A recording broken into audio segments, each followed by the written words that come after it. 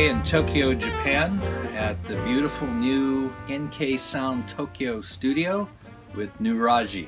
Neeraj, let's learn a little bit about you. How did you get into this business?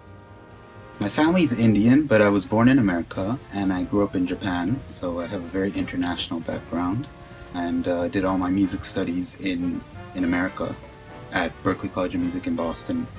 That's where I started my music career. I was very fortunate to work with Phil Ramone early in my career. He took me under his wing and kind of created the first half of my career for me. He introduced me to the Hit Factory, where I spent the first 3 years of my assistant career, from where I then moved to Las Vegas to studio at the Palms, and then spent a couple years in LA before I decided to come back to Japan in 2008. And since 2008, I've been here in Tokyo, primarily work on a lot of pop and jazz records here.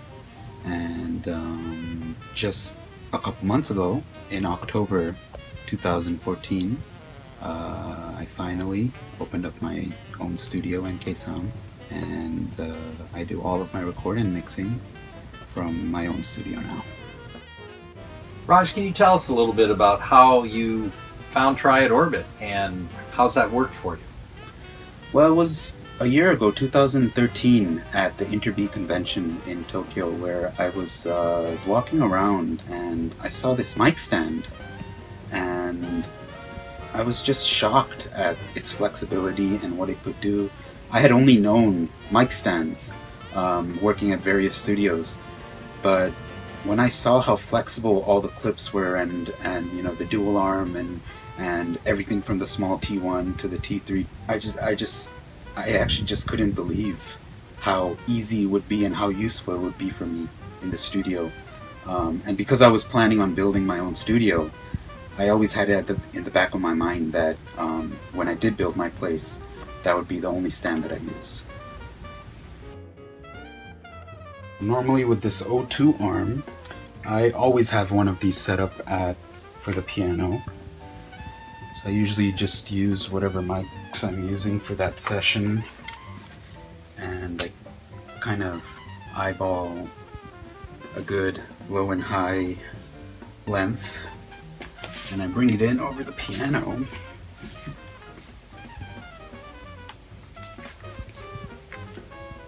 And it's so easy to move these around. You know, I normally set it up once, I go into the studio, just listen to the piano a little bit, and when I need to move mics around, I can easily move the mics, move the arms around. I don't tighten it completely, but they don't move, and you know, it's perfectly strong. So I can easily move the low mic off lower to its side, or move the higher mic off to further out. And you know, if I want more of a close sound, I usually just move it down, just push it down a little bit. If I want more of an open sound, I usually just bring it up right close to the lid.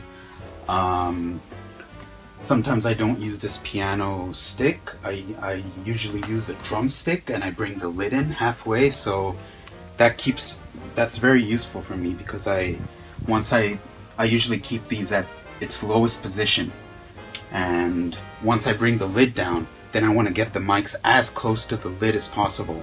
So, you know, I just bring it up slowly and just put it right into place.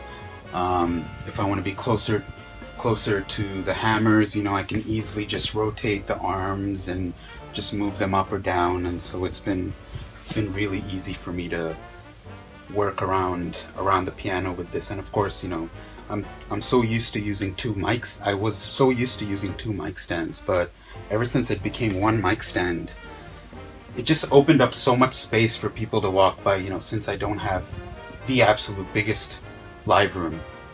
It's been great to just open up space for people to walk by, and you know, whenever the pianist has a keyboard and stuff, all these cables, they stay hidden, and the stand just never gets in the way of anyone, and everybody loves it.